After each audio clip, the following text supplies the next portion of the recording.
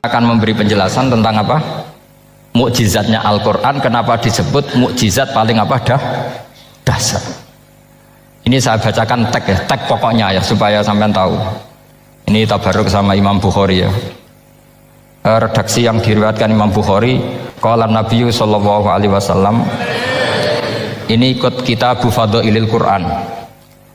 Ma minal anbiya'i nabiyyun illa u'tiya minal ayat ma misluhu amana alaihil bashar. Wa inna ma kana alladhi utituhu wahyan awhahu wa ilayya fa arju an akuna aktsarahum tabi'an yaumal qiyamah. Jadi semua nabi punya mukjizat, yang lewat mukjizat itu orang dipaksa iman karena dahsyat tadi. Saking dahsyatnya terus cocok tidak cocok itu percaya. Tapi kata Rasulullah, mukjizat saya itu berupa wahyu yaitu Al-Quran, dan saya berharap dengan mukjizat itu saya adalah nabi paling banyak pengaruhnya yaumal qiyamah, maknanya paling banyak orang yang iman. Terus di sini dikomentari oleh syarehnya ya, oleh penyarahnya yaitu Ibnu Hajar Al-Asqalani. Ya saya baca Arabnya saja. Sama harus pura-pura paham jadi keren. Jangan minta saya terjemah, nanti harus pura-pura paham. Bagus kok, mantas sababi komen fawana minhum. Jadi bergaya orang kaya ya dikira apa? Kaya. Bergaya ulama ya dikira apa? Ulama. Nanti bergaya wali juga dikira wali. Saya baca ya, ini luar biasa menurut saya. Al makna annal mu'jizati al madiyata kanat khissiyatan tusyahadu bil absor kana qoti soleh wa asa Musa. Wa mu'jizatul Qur'ani tusyahadu bil basirah. Jadi kayak tadi, kedahsyatan tongkat Musa itu karena apa? Laut kok bisa dibelah sebuah tongkat? Itu aneh. Kalau maknanya aneh adalah di luar kemampuan manusia, nyamuk lebih aneh. Kayak apa susahnya bikin organ apa? Nyamuk yang sekecil itu. Artinya bedanya apa? Tongkatnya Nabi Musa dengan pertunjukan nyamuk yang sama-sama mengarah satu titik, yaitu mengakui absolutisme kudrahnya Allah Subhanahu. Sama ndak? Sama. Sehingga umatnya Rasulullah tidak perlu ditunggoni mukjizat simsalabim, cukup penalaran akal. Ini namanya basirah apa? Basirah. Nggih jelas ya. Mohon sampean ra usah kepen roh tokate Nabi Musa to. Cekap melihat apa? Nyamuk. Ya sudah bagus, sudah maju, sudah keren. Ya jelas ya. Li'annal ladzi yushahadu bi ainir ra'si yang qaridu binkiradi musyahidihi walladzi yushahadu bi ainil aqli baqin yushahiduhu kullu man jaa ba'dal awwali mustamirron. Sesuatu yang dipertontonkan lewat sesuatu yang fisik kayak tongkat Nabi Musa, itu yang percaya langsung tentu yang melihat. Setelah itu ada yang percaya, ada yang enggak. Bisa saja itu hoax, bisa saja macam-macam. Tentu yang nggak percaya tentu salah ya, kita sepakat. Tapi tetap saja yang nggak menyaksikan itu bisa saja nggak percaya, paham ya? Tapi logika kedahsyatan nyamuk, siapapun yang punya nalar percaya. Artinya giringan Al-Quran untuk melihat mukjizat itu kedahsyatan Allah bikin nyamuk itu abadi ila yaumil kiamah, dan siapapun yang waras akan ikrar dan tetap menyaksikan, karena insya Allah ada nyamuk terus ila yaumil kiamah. Itu kan teman tidur kita, paham? Makanya kamu kompromi dengan nyamuk, sekali-kali jangan dicaplek. Ini ayatnya Allah. Ya bila perlu dicium, dilus-lus gitu. Karena saya yakin yang hadir di sini andekan melihat tongkatnya Nabi Musa kira-kira dilus-lus enggak? Kira-kira? Andekan loh, kamu punya kesempatan melihat tongkatnya Nabi Musa, gimana? Dilus-lus, dikai mori. Jika kembang 7 taman kan gitu. Tapi kenapa nyamuk tidak kamu begitukan gitu? Toh sama-sama ini ayatnya Allah yang luar biasa. Makanya ini ngaji di sini saya ulang lagi, sama tidak perlu merasa punya hak adami sama saya, karena saya memang buyut saya kandung itu orang Gamaran, namanya Mbah Hafsah. Hafsah itu binti Maksum bin Soleh bin Asnawi Sepuh. Jadi saya ini termasuk turunan beliau yang keluar dari Kudus di Rembang. Karena mbah saya kandung itu sepupunya Mbah Sahal, ya sama Mbah Sahal, ibunya Badiah ya putrinya Mbah Hafsah ini.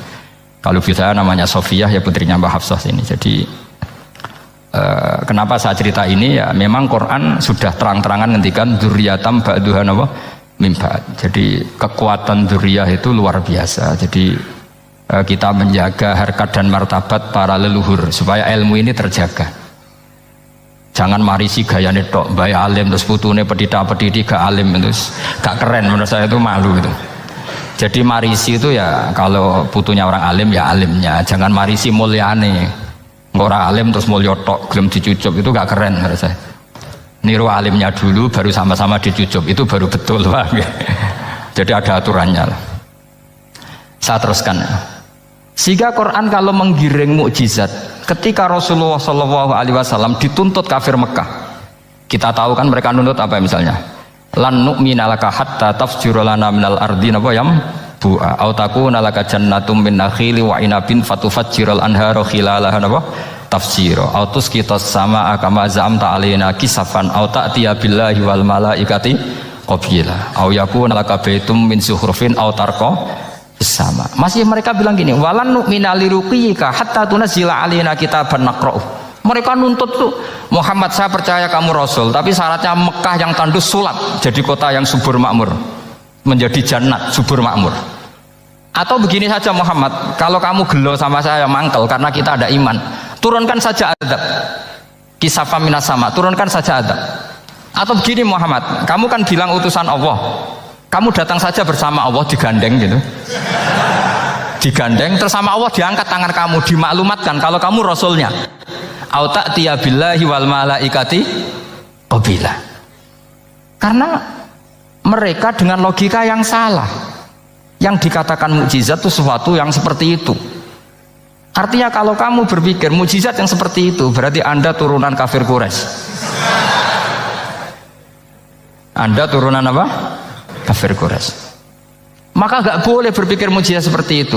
Nyatanya Allah cukup menjawab dengan ayat wa ma min dabatin fil ardi wala ta'iri yatiru bi janahihi illa umamun amsalukum. Dijawab lagi inna fi khalqis samawati wal ardi waqtilafil laili wan nahar wal fulkil lati tajri fil bahr saturuse la ayatil liqaumi yakin. Semudah itu kita iman kedahsyatan kudrahnya Allah. Cukup melihat kerbau, kok bisa ya jaga populasinya, padahal tidak pernah dia seminar cara jaga populasi. Nyatanya tetap terjaga. Tanpa lamaran ya bisa jaga keturunannya. Tanpa sesar ya anaknya lancar. Tanpa sesar kan? Artinya mereka bisa. Karena di sini ada kudratullah. Ada apa? Ada kudratullah. Nah, kalau iman seperti itu Anda baru betul. Yaitu yang disebut Allah ya tanazzalul amru bainahunna li ta'lamu annallaha ala kulli syai'in qadir wa annallaha qad ahata bi kulli syai'in ilma. Semua urusan di alam raya ini hanya Allah ingin mempertontonkan bahwa saya kuasa. Jadi tidak perlu nunggu yang aneh-aneh. Sehingga andaikan saya ketemu Nabi Musa dan ketemu Rasulullah Muhammad SAW, pasti saya milih Nabi Muhammad sebagai ketua.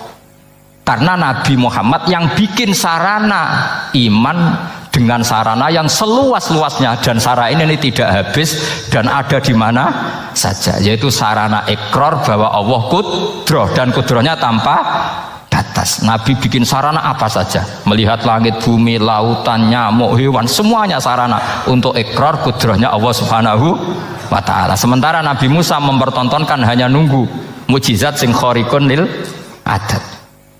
Paham ya? Makanya wajar kalau Nabi bergelar Afdolul Ambiya Sayyidul Awalin wal Akhirin, karena memang lebih efektif cara menggiring supaya orang iman.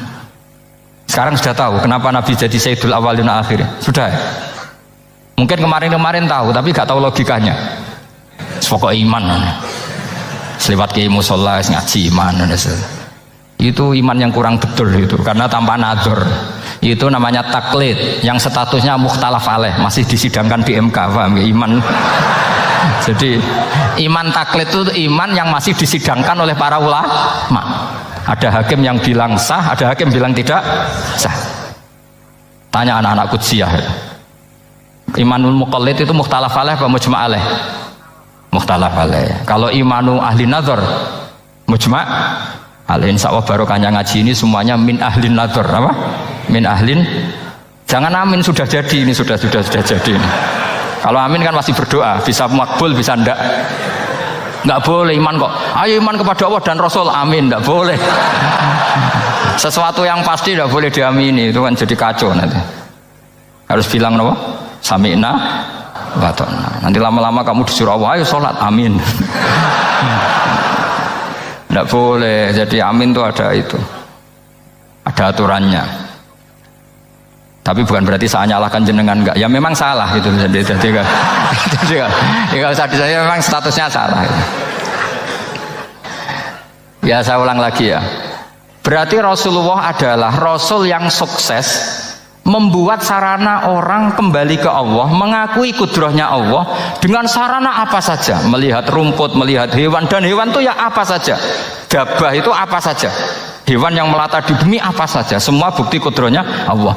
Bahkan Rasulullah sukses membiarkan umatnya nggak ditunggui beliau tetap iman, mergo ditunggui konsep sing super ngene kok Al-Qur'anul Karim. Jelas ya? Tapi caranya memahami ya seperti yang saya terangkan ini. Ya saya baca lagi ya yang jadi annal mu'jizati pakai jamak muannas salim, annal mu'jizati al-madiyata, mukjizat-mukjizat yang sudah kelewat itu kanat khisiatan, bersifat fisik. Tusyahadu bil absor, hanya bisa dilihat dengan mata kepala. Karena qoti soleh wa asa Musa. Wa mu'jizatul Qur'ani tusyahadu bil basirah. Sementara mukjizatnya Quran disaksikan dengan mata hati, dan setiap orang punya mata hati. Fayakunu man yattabi'uhu li ajliha aksar. Li anna alladhi yushahadu bi ainir ra'si yang qaridu bin qiradi musyahidihi. Walladhi yushahadu bi ainil aqli baqin yushahiduhu kullu man ja'a ba'dal awal mustamirron.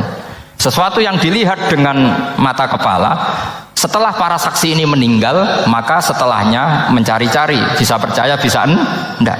Tapi mukjizat yang disaksikan mata hati, siapapun percaya dan sampai ila yaumil kiamah. Dan tentu Quran lebih unggul dalam hal ini. Dan insya Allah kita semua adalah ahli Quran. Yaitu harus punya kesimpulan falam mata bayyana lahu qala a'lamu annallaha ala kulli syai'in qadir. Sebagian ayat walita alamu annallaha ala kulli syai'in qadir wa annallaha qad ahata bi kulli syai'in ilma. Itu kenapa mukjizat Al-Qur'an dasar. Itu yang gampang-gampang ya, melihat nyamuk, unta, kerbau itu yang gampang. Anda tak naikkan kelas sedikit menjadi agak ilmiah. Misalnya begini, kamu ahli falak. Misalnya kamu ahli falak. Misalnya kayak Batu Rehan ya. Itu pasti tahu kalau matahari dan rembulan dibikin Allah itu asyamsu wal qamaru bi husban. Bahwa matahari dan rembulan dibikin ini untuk hisab. Walladzi ja'ala syamsa diya'a wal qamara nuran wa qaddarahu manazila li ta'lamu 'adadas sinina wal hisab. Sehingga ketika ternyata betul samsiyah bisa dihitung menjadi tahun samsiyah, yang oleh bahasa milenial disebut Masihiyah. Sayyidina Umar agak tersinggung. Sebetulnya yang namanya hisab itu tidak ada hubungannya dengan Masehi dan Hijriyah, itu tidak ada. Semua berdasar matahari atau apa? Rembulan. Lah sialnya yang samsiyah ini oleh bahasa internasional disebut apa? Masihiyah. Makanya Sayyidina Umar marah terus bilang ya sudah kalau gitu Qamariyah bikin apa? Hijriyah. Jadi itu sebenarnya nama politik.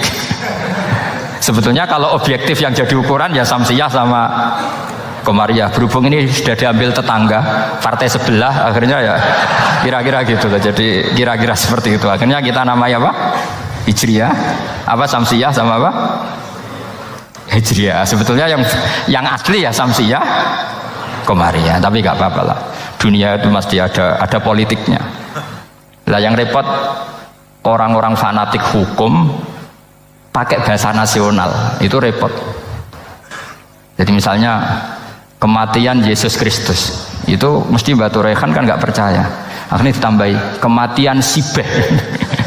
Karena kalau bilang iya kan percaya, makanya ditambahi apa? Sibeh. Karena menurut orang Islam berkeyakinan Nabi Isa itu nggak terbunuh, maka ditambahi apa? Sibeh. Saya dulu pernah usul, karena beliau itu kalau manggil bahasa itu bude, jadi saya pernah sowan usul. Buat ditulis gini saja, Mbah. Kematian Yesus dalam kurung katanya. Tapi mungkin terlalu vulgar ya, jadi akhirnya dibikin apa? Sibeh ya. Di kalender Kudus kan apa? Sibeh ya, ditambahi sibeh. Ya nggak apa-apa lah, yang penting keyakinannya masih benar gitu. Jadi masih benar. Kalau usulan saya terlalu ekstrim, masa dikasih apa? Ya karena memang begitu kan, kita berkeyakinan Nabi Isa itu gak terbunuh. Wa ma qataluhu wa ma sholabuhu walakin syubbihalahu.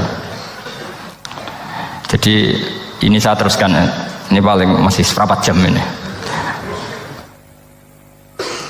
Kalau kelamaan sampai dolim itu ganggu kiai lama-lama gitu.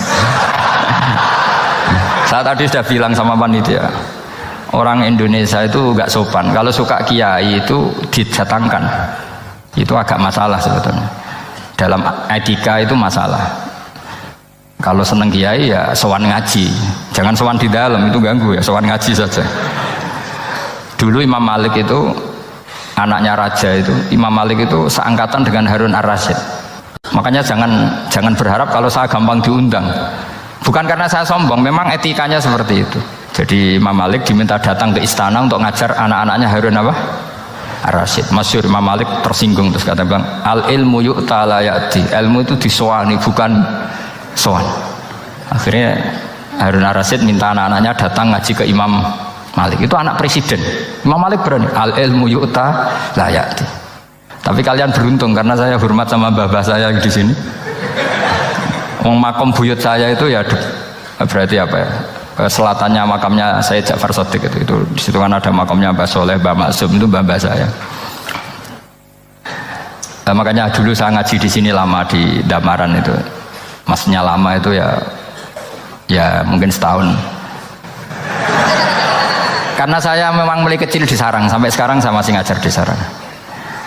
Tapi dulu cukup ya, karena saya kesini sudah hafal Quran, jadi hanya setor setiap hari satu juz, jadi cepet lah. Saya tidak punya masalah ingatan, alhamdulillah, jadi cepet hafal. Saya terangkan lagi ya, ini penting ya, masalah mukjizatnya Quran. Selama ini orang tuh mau bilang tok, mukjizatnya Quran itu dahsyat, tapi nggak bisa menerangkan, itu masalah. Makanya kita harus bisa menerangkan mukjizatnya Al-Quran dahsyat itu apanya. Yaitu tadi, tongkatnya Nabi Musa hanya disaksikan oleh orang yang di era itu. Toh tujuannya mukjizat adalah diakui kemudian orang menjadi iman. Lalu Rasulullah SAW beliau sudah intaqala ila rafiqil a'la. Tapi konsepnya Quran menjadikan orang yang nggak ditunggui beliau tetap iman ila yaumil kiamah. Itu yang maksud fa'arju an aku na aktsarahum tabi'an yaumal kiamah. Mukjizat saya cukup Quran kata Nabi, dan dengan mukjizat itu orang akan iman ila yaumil kiamah. Caranya seperti ini. Karena tadi sedasat-dasatnya mukjizat, tujuan utama orang terdikte supaya ikrar ngakui kudrohnya Allah. Lah ngono kok ngenteni tongkat sakti lah opo, cukup deloknya mau. Paham ya? Jelas ya? Alhamdulillah, mau naik kelas ini sudah benar, ini sudah benar. Terus kedua begini, kedasatan Quran lagi. Quran itu bisa merunut, mentartibkan logika. Bahkan logika ini logika yang universal. Siapa saja merasakan logika itu. Misalnya begini, dulu orang kafir itu punya Tuhan banyak. Tentu yang dipertuhankan yang mana? Yang dipertuhankan itu banyak. Karena pikiran mereka urusan banyak, problem banyak, ya Tuhannya harus banyak. Ada BPKB 3D kan, istri cerewet, macam-macam lah itu kan. Problemnya banyak, maka Tuhannya harus banyak. Karena Tuhan itu maknanya penyelesai masalah. Sehingga kalau masalahnya banyak, Tuhan harus banyak. Ketika Rasulullah membawa konsep satu Tuhan, mereka janggal. Makanya mereka bilang, aja'alal alihata ilaha wahida inna hadza lasyai'un ujab. Masa Tuhan satu? Ini aneh, nggak bisa. Tuhan harus banyak karena masalah kita banyak. Itu terpatri di otak mereka, terpatri. Lalu Nabi dengan santai diajari Allah menerangkan, Andaikan kalian punya majikan banyak dan perintahnya beda-beda, kamu suka enggak? Ya enggak suka, mat, enggak enak. Punya majikan banyak itu udah enak. Milih mana majikan banyak sama satu? Satu aja, mat. Tuhan kamu adalah majikan kamu. Kalau banyak kamu bingung. Ya mat, satu aja mat. Itu segampang itu. Jadi menggiring, Tuhan itu kan bos kita, tuan kita. Kalau banyak berarti yang memerintah kita banyak, dan bisa konflik bos-bos kita ini karena berebut anak buah tadi. Akhirnya mereka, kalau kamu punya majikan banyak dan perintahnya beda-beda, semuanya minta dilayani, kamu pusing enggak? Ya pusing, mat. Minta mana? Majikan banyak sama satu? Satu saja, Muhammad. Ya Tuhan kamu adalah atasan kamu, maka harus satu. Mereka paham. Oke, mat, Tuhan satu. Jadi yang dimaksud dorobawaw matalar rojulan fihi syuraka umutasyakisuna wa rojulan salamal lirojul hal yastawiyani masalah. Langsung alhamdulillah, karena mereka yang paling bodoh pun paham dengan logika itu, paham kalau Tuhan banyak, perintahnya banyak, kita repot. Maka Allah bikin satu masalan, yaitu rojulan fihi syuraka umutasyakisuna wa rojulan salamal lirojul. Satu lelaki, satu bos, satu perintah. Kayak apa mudahnya Allah. Kemudian mereka tetap menuhankan Lata, Hubal dan Uzza karena mereka dipertuhankan. Sebenarnya nggak pernah Tuhan tapi dipertuhankan. Allah memberi contoh itu sederhana sekali. Wa daraballahu mathalar rajulaini ahaduhuma abkam la yaqdiru ala syai'in wa huwa kallun ala maulah aina ma yuwajjihu la ya'ti bi khair hal yastawi huwa may ya'muru bil adl. Kata Rasulullah, Lata itu menurut kamu apa? Ya Tuhan kami. Muhammad, Hubal ya Tuhan kami. Uzzah ya Tuhan kami. Lalu kalau mereka kotor ya saya mandikan. Kalau hidungnya coplok ya saya tata. Terus kata Rasulullah begini, kamu mau nggak punya budak atau pembantu yang buta, tuli, bisu? Kamu mau nggak punya pembantu loh ya, pembantu itu budak zaman dulu. Kamu mau nggak punya pembantu yang buta, yang tuli, yang bisu? Wah gak doyan, mat. Gak apa pembantu ngono. Yang pembantu saja kamu tidak mau yang gitu, kok malah punya bos begitu? Orang yang tuli, yang bisu, yang kopok, jadi pembantu saja nggak layak, kok malah jadi pangeran. Paham ya? Arca dan berhala itu kan nggak bisa apa-apa. Kamu mau gaji ngasih THR pembantu yang kopok, bisu, picek? Mau? Wong jadi pembantu saja nggak sah, kok mau jadi apa? Tuhan atau jadi majikan? Jadi Allah bikin contoh gampang sekali. Wa daraba mathalar rajulain ahaduma abkam la yaqdiru ala syai'in. Enggak bisa apa saja. Wa wa kallun amala maulah, anane ngrepoti tok. Inama yuwajjihu la yati bi khair. Mudah sekali. Akhirnya mereka berbondong-bondong iman karena logikanya ditata oleh logika Al-Qur'an. Makanya agama ini sebenarnya nggak pernah datang dengan kekerasan, itu tidak pernah. Bil hujjah, dengan argumen tasi, itu disebut qul falillahil hujjatul balighah. Nah sekarang orang rapati soal argumentasi, senengane neror. Itu rapati ngaji. Sebenarnya agama ini mudah. Ad-dinu yusrun, agama ini mudah, logikanya gampang. Untuk tidak menuhankan Yesus atau Isa, Quran juga datang dengan penjelasan yang enggak jelimet, yang gampang saja. Kata Allah, mal masihu ibnu maryam illa rasul qad khalas min qablihir rusul wa ummuhu siddiqah kana yakulanit. Paham? Kok arani pangeran piye? Nek mangan ya lesu. Kamu kebayang enggak misalnya punya Tuhan terus mbok gratisi pas marung. Terus kamu bangga, alhamdulillah tadi Mbah habis ngratisi Tuhan. Tadi kelihatannya kelaparan, tak gratisi, senangnya bukan main. Kamu mau punya Tuhan yang seperti itu? Mau? Nggak mau kan? Allah menjelaskan karena yakulanit kuduyan sego, artinya nak orang mangan yo lemes. Pas kamu minta ternyata Tuhannya baru lemes. Jadi Quran itu tidak sinis enggak, tapi menggiring logika bahwa ini tidak mungkin Tuhan. Wong kana yakulanit gampang kan? Itu gampang sekali, logika Quran itu gampang sekali. Dan masalahnya kita sekarang tidak mengkaji Quran yang sisi ini. Ya termasuk kritik kita ya, tapi ya sudahlah, ini dunia ya macam-macam. Ono sing ngaramno lomba, ono sing mendukung lomba, macam-macam. Saya tidak dalam posisi mendukung dan menolak. Saya 0-0, jadi tidak ke kanan tidak ke kiri dalam konteks tadi. Karena ya sudahlah, itu sudah takdir, semuanya takdir. Ada yang setuju lomba, ada yang mengharamkan apa? Lomba. Tapi sebetulnya kalau kita berpikir Quran diturunkan ya untuk yang saya terangkan ini, menjaga logika agama al-hujjah al-balighah ila yaumil kiamah. Karena kita tidak perlu tongkat lagi Nabi Musa, nggak perlu ontanya Nabi Soleh, cukup dikawal aturan-aturan iman yang cukup mudah dan kita temukan di mana saja ayat-ayat itu, yaitu wa ma min dabatin fil ardi wala ta'iri yatiru bi janahihi illa umamun amsalukum, atau inna fi khalqis samawati wal ardi, dan seterusnya. Dan cara berpikir gimana Gus? Gampang tadi. Kalau tongkat Nabi Musa membelah laut adalah hal yang kita tidak mampu, memangnya kita mampu bikin langit bumi? Tidak mampu kan? Berarti ini sudah cukup menjadi ayat kekuasaannya Allah. Jelas kan? Maka mukjizat Quran ini mengawal umatnya Rasulullah Sallallahu Alaihi Wasallam ila yaumil kiamat dengan logika seperti itu.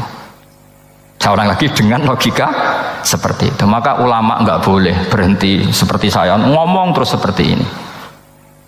Makanya ngendikane Allah, lam yakunil ladzina kafaru min ahlil kitabi wal musyrikina munfakkina hatta ta'tiyahumul bayyinah. Bayyinah itu apa? Rasulun minallah yatslu suhufam mutahharah. Orang kafir semuanya, kata Allah, baik berkategori kafir musyrik maupun kafir ahli kitab, itu tidak akan tercerabut dari akar kesalahan mereka, dari cara berpikir mereka, hatta ta'tiyahumul bayyinah, sehingga datang satu kejelasan yang jelas welo-welo. Itu apa? Rasulun minallah yatslu suhufam mutahhar, yaitu rasulnya Allah yang membaca sahifah-sahifah suci, manane Al-Qur'an. Untuk menafikan ketuhanan berhala, ketuhanan Yesus, kita cukup dengan konsep Quran. Kayak tadi, kana ya kulanit, termasuk untuk menafikan Tuhan balita, paham ya? Tuhan apa? Fir'aun. Ini contoh terakhir, sampai siap-siap saja selesai. Karena saya memang mau selesai ini, bukan guyon, memang mau selesai. Karena menurut saya mukjizatnya Quran itu jelas. Jadi diterangkan seperempat jam ya jelas, 10 menit ya jelas. Kalau kamu butuh lama, berarti kamu menyaksikan kejelasan Al-Quran. Dan itu kriminal besar. Ya. Kalau nggak boleh dibahasakan murtad besar, ya kriminal apa besar. Nggak guyon, betul itu. Saya tadi mau nyontohkan apa tadi? Tuhan balita ya. Fir'aun itu berdebat sama Nabi Musa. Singkat debat begini, kalau nggak salah di J19, kalau nggak salah di surat Syu'ara, dicari sendirilah. Pertama ditanya gini, Musa, kamu kesini ada apa? Ya bawa konsep Tuhan, yang jelas itu tidak kamu ya. Lalu Tuhan kamu siapa? Rabbus samawati wal ardi, yang menuhani langit dan bumi. Si Fir'aun masih berkelit. Begini, soal yang di bumi, saya jalan-jalan kemana-mana, setahu saya yang jadi Tuhan saya. Ma'alim tulakum min ilahin apa? Ghairi, di mana-mana yang dituhankan saya. Soal kemungkinan di langit begini, tunggu saya. Terus di Haman dipanggil, ya Haman ibnili sorqal ali abluhul asbab as-samawati fa'attali'a ila ilahi Musa. Haman, bikinkan saya piramida yang tinggi. Saya mau lihat Tuhannya Musa, apa betul ada? Padahal andikan terjadi piramida kan Tuhan pun nggak bisa dilihat. Wong sampean yang wali saja tidak bisa melihat. Wali tadi yang sing disakeni Allah tadi itu aja nggak bisa melihat. Apalagi Fir'aun. Akhirnya Nabi Musa sadar bahwa logika itu tidak masuk ke Fir'aun, nggak masuk. Padahal ada pengawalnya banyak. Dan karena semua Nabi fatona, itu ibarat mobil ganti gigi, ganti argumentasi. Gini saja, yang menuhani leluhur kamu, mbah-mbah kamu, itu sontak kaget Fir'aun. Pengawalnya ya kaget. Oh iya, kalau Fir'aun ini Tuhan, mbah-mbahnya tanpa Tuhan. Kan Tuhannya datang terlambat. Berarti mbah-mbahnya dulu itu tanpa Tuhan, karena ini ada Tuhan balita tadi itu. Akhirnya hampir separuh, mungkin hampir semua pengawalnya Fir'aun itu iman semua.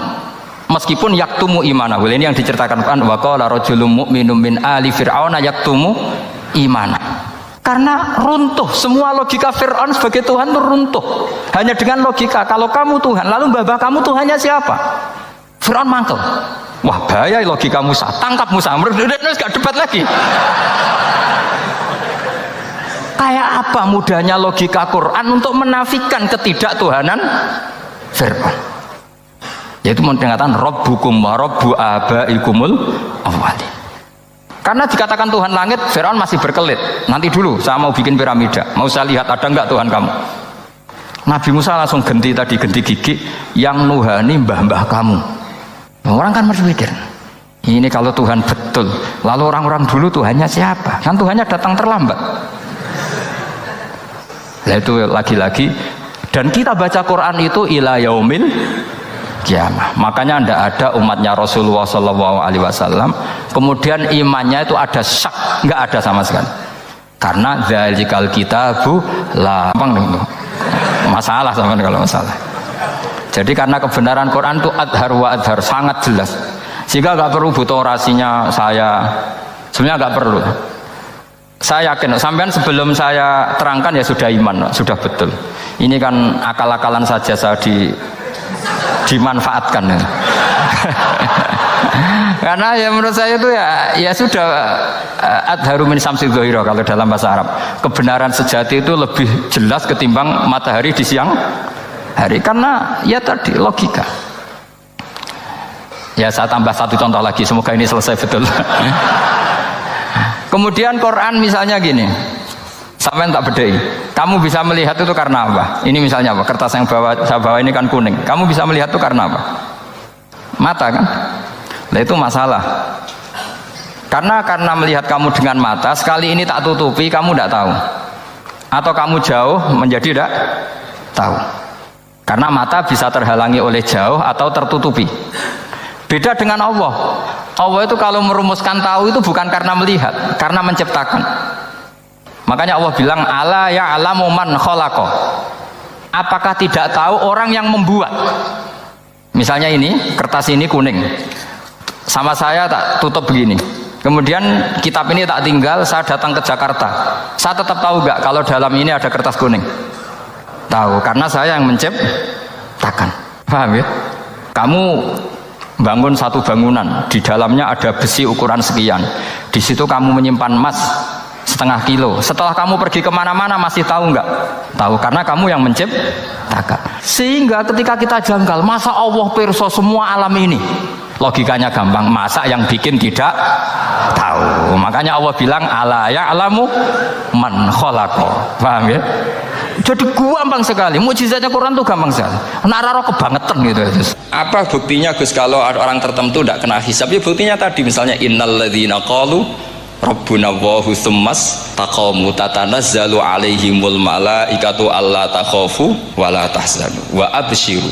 Mungkar nakir adalah malaikat penakut, membawa ketakutan. Sementara para wali ini jelas malaikat kena konstitusi, malaikat harus mengatakan ke para wali alla takhafu wa la tahzanu. Makna tafsir itu memaknai atau menduga apa yang dikehendaki Allah. Tentu itu sulit. Satu, bahwa faktanya kita sudah tidak bisa komunikasi dengan Allah karena tidak ada wahyu lagi. Sehingga dari kehati-hatian ini pernah suatu saat Abu Bakar ditanya, ma makna abban fi qaulihi ta'ala wa fakihatan wa abba. Beliau menjawab, saya tidak lagi pantas hidup di atas bumi, di bawah naungan langit, jika saya mengatakan naqulu fil Quran, jika saya harus berpendapat tentang Quran apa yang tidak saya ketahui. Itu kehati-hatian yang dilakukan Sayyidina Abi Bakrin As-Siddiq. Tapi teori ini berbanding paradok, berbanding ekstrim, ketika bahwa Quran itu diturunkan itu sebagai hudan, sebagai petunjuk. Kedua sebagai bayanan, sebagai penjelas. Dan ini yang saya yakini. Kalau sebagai penjelas, Quran itu harus jelas sekali dan bisa menjelaskan. Dan Quran mensifati dirinya wal kitabil mubin, demi kitab yang memberi penjelasan. Sehingga dari sudut ini orang kafir pun mungkin memahami Quran. Dan menurut saya orang kafir pun bisa paham Quran. Kalau Ahok itu melintir Quran, tidak memahami Quran, Pak. Senok harganya itu melintir Quran tapi tidak memahami Quran. Tapi bahwa Quran itu bisa difahami orang kafir itu ya. Logikanya gampang begini, kata Imam Syafi'i dalam kitab Ar-Risalah.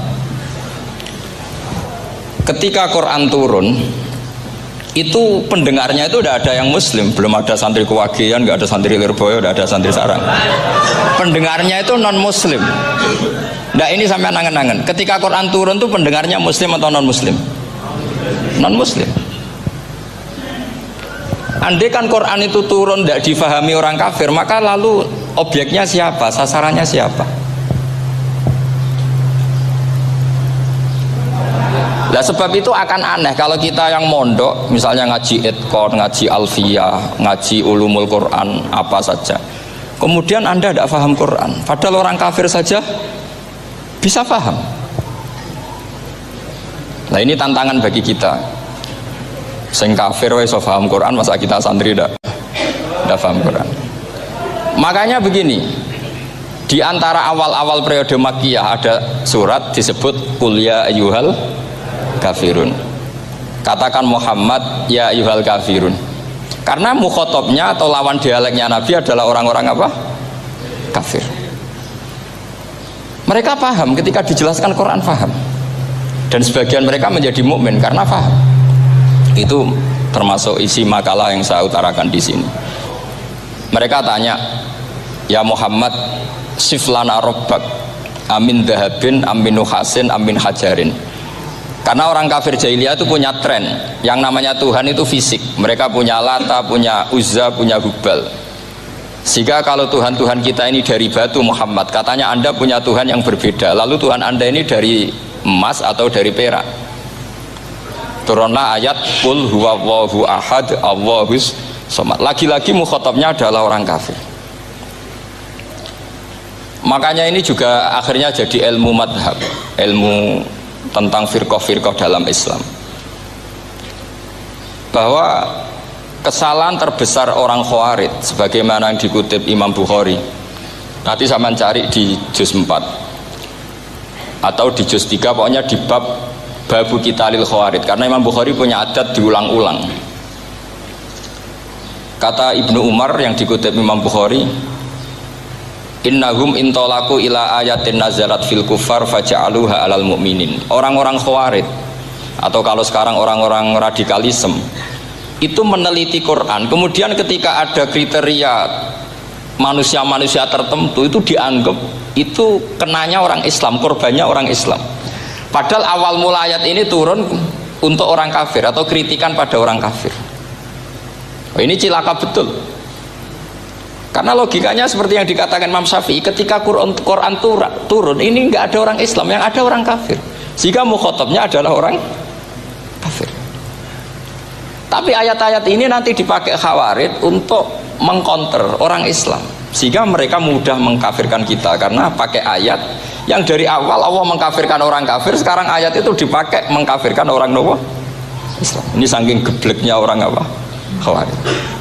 Makanya kata kitab Fathul Bari yang menyarai Bukhari itu, yang mendorong orang Khawarij seperti itu adalah jahluhum bisyariah. Memang mereka benar-benar bodoh, benar-benar goblok. Misalnya kita kiai atau kita ma'arif atau kita santri atau kita orang soleh, kemudian kita tidak bisa melakukan apa yang kita katakan, terus kita oke lah, kita kena kritik misalnya atakmurunan nasa bil birri apa wa tansawna anfusakum wa antum taslunal kitab. Terus kita katanya bisa ngomong tapi tidak bisa melakukan, terus dikritik dengan ayat itu mestinya tidak tepat. Karena itu asbabun nuzulnya adalah orang-orang Yahudi karena tahu bahwa sifat Rasulullah itu ada di Taurat, mereka menyuruh keluarganya itu masuk Islam, tapi mereka sendiri tidak mau Islam. Kemudian turunlah ayat atakmurunan nasa bil birri wa tansawna anfusakum wa antum taslunal kitab afala ta'qilun. Sekarang perbandingannya begini, misalnya ada orang Islam, taruh saja Zaid itu maling. Ya maling, konsisten dia malingnya sampai tua. Terus menurut Anda Zaid yang muslim ini, muslim, Zaid itu muslim tapi maling. Jangan bilang maling tapi muslim, dia itu ya. Kemudian Zaid bilang ke anaknya, "Cung, kowe aja dadi maling, dadi santri sing soleh, sing maling bapak tok." Ndak.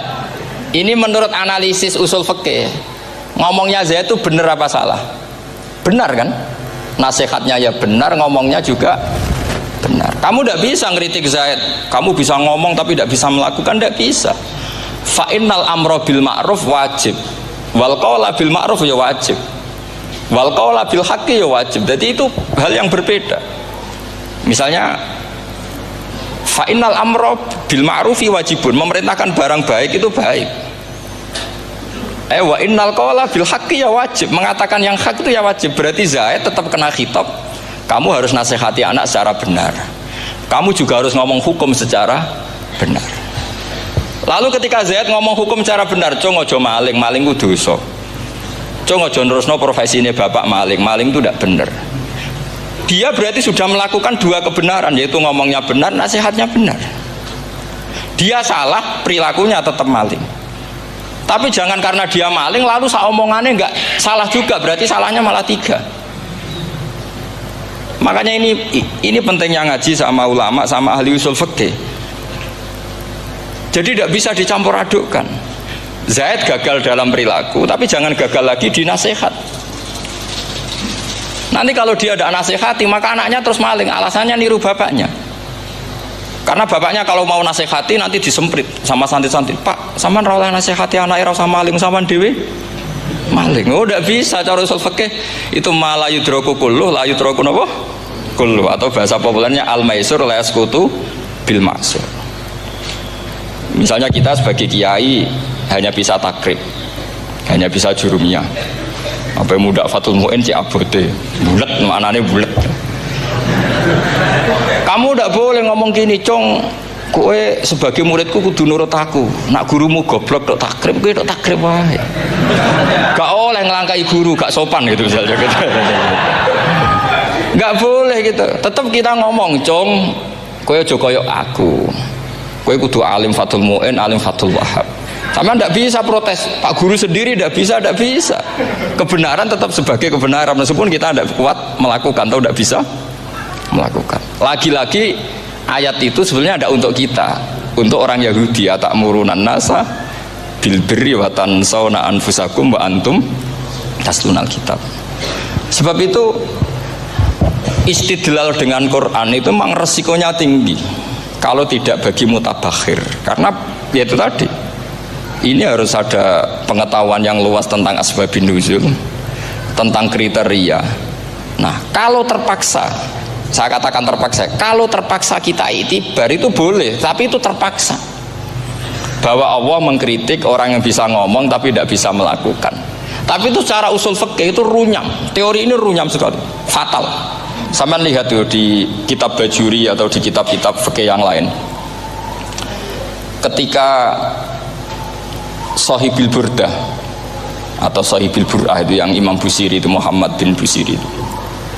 Niku salah nama tapi kadung populer. Jadi sebetulnya Imam Busiri itu Shahibil Bur'ah, bukan Shahibil Burdah, tapi kadung terkenal Burdah, kita ikut-ikutan apa? Burdah. Imam Busiri itu ngeluh, "Saya ini orang yang banyak kesalahan. Di antara salah saya adalah saya bisa ngomong tapi tidak bisa melakukan. Yaitu saya ngomong misalnya orang supaya tahajud, saya tidak tahajud. Saya ngomong orang supaya sholat sunat, saya tidak pernah sholat sunat." Itu sarahnya itu, yang menyarai itu kan Imam Bajuri itu, yang sarah Burdah. Itu mengkritik begini, kalau Anda ngendikan itu fi ma'radi dzammin nafsi, yaitu dalam konteks Anda mengkritik diri sendiri, oke. Tapi omongan Anda salah, karena secara usul fikih fatal. Fatalnya begini. Misalnya saya nggak pernah tahajud, ya mungkin itu nyata. Oke, mungkin itu nyata. Apakah kemudian saya tidak boleh mengatakan at-tahajjudu sunnatun? Apa saya diwajibkan diam hanya karena saya tidak pernah tahajud, terus Saya seorang kiai yang haram mengatakan at-tahajjud sunnatun. Saya harus tetap mengatakan kalau tahajud itu sunnah. Saya kalau punya santri tetap saya bilang, "Cung, napas nganggur yo tahajud. Tahajud itu sunat." Karena mengatakan kebaikan pasti bagian dari kebaikan itu sendiri. Makanya kata Imam Bajuri, "Fakaifa yakunul amru bil ma'rufi madhmuman." Bagaimana mungkin sesuatu yang jelas baik karena memerintahkan kebaikan madhmuman menjadi sesuatu yang tercela hanya karena mengatakan tidak melakukan. Fa innal fi'la ya amrun wal hukmu ya amrun akhar. Itu beda.